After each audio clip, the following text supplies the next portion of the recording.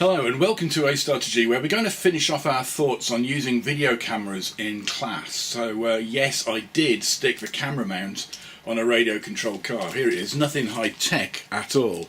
There's the purple bottle top with the bolts in it all screwed down, and then the lock nut from the disposable, the very small desktop tripod that I had as a lock nut just to hold the camera in place. It's not an impressive piece of science and engineering at all, sticky tape, but it holds the camera really secure, and as you can see the footage was fun, and I'm sure kids would love that in the classroom and zooming off down the school corridors and stuff just for a laugh. I think it's a really good little fun way of using a video camera. Last week we looked at using the camera and attaching it to booms to try and get some more impressive shots.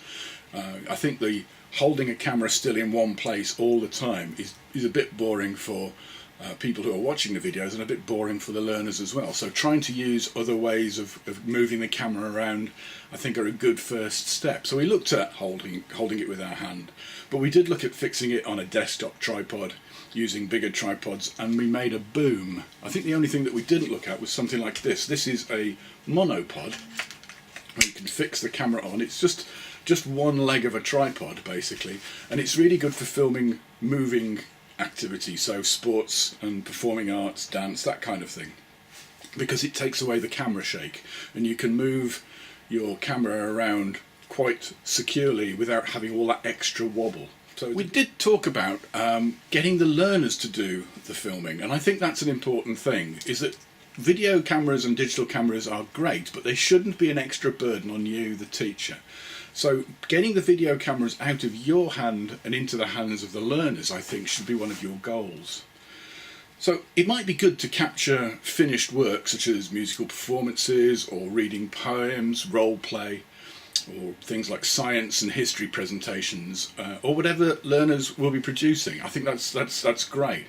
They'll be producing loads of stuff quite frequently throughout the year. Recording it on video might give them some time to consolidate their learning, but it also might reward that hard work that they've done so that they can proudly show it to family and friends. You might also want to record their work in progress, so record them practicing or record them discussing and debating and trying things out, and experimenting. Those are all things that are worth capturing as well. So there's lots of time in the class where using a video can help them focus, but it can also capture evidence, it can celebrate success, it can illustrate areas for further development, but it can also change a teaching approach, it can also change a dynamic, it can also change a learning style, for example. It can help with differentiation, stretch and challenge. They're all good reasons, I think, to use video cameras in class. We need to set our ground rules. Things like no bullying, don't pick on others, don't zoom in on their faces, don't offend, don't be unreasonable, only film others how you would want to be filmed yourself, things like that. I think the learners should be aware that you're going to show that video to their class, but you may well show that video to other classes as well. So comments outside the classroom are also part of this thing. So it's about bringing the video work that you might do into the bullying policy that the school has had. Remind them that the bullying is subject to the full weight of the school's policy, and disciplinary procedures might apply to comments about videos and things you say to other people in and outside of school. So do reinforce that if you're going to use video cameras, and make sure that people adhere to sensible use of the camera. When filming, always start each clip with an introduction. So name, date, and a one-sentence introduction. For example, my name is X, this is Y, and Z is using the camera.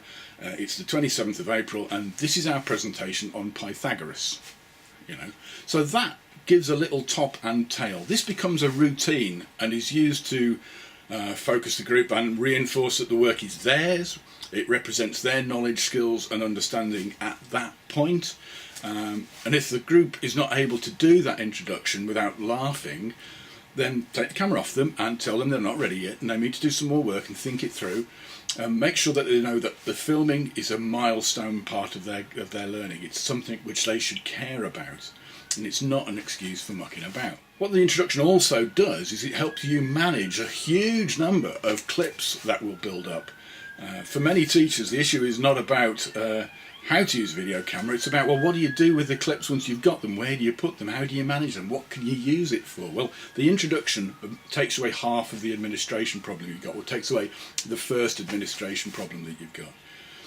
So keep your clips safe and backed up somewhere, but also keep them organised on your computer so that you can show them to others, and you can show them to the learners themselves, and you can show them at parents' evening and things like that. You should quickly be able to find the clip that you want. Perhaps you might organise it like Year 7 has got a folder which has got the four classes in it for each group, and inside that folder there are 3 further folders, one for each term, and so on like that. That's one way of organising it.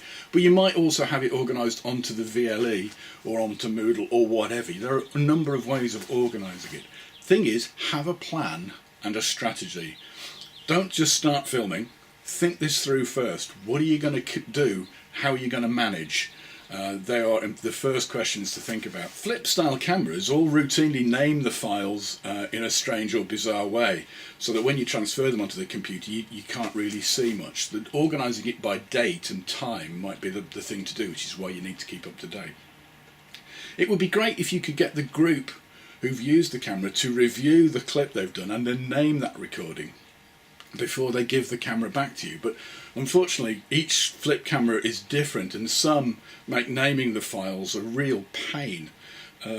So my advice is to make sure that you transfer the files quickly from the camera to your computer, get them properly named and filed, then let the group review those files and delete the ones they don't like, and just basically keep your SD card as empty as you possibly can. YouTube and SchoolTube are wonderful. I love watching clips on SchoolTube. I think it's great.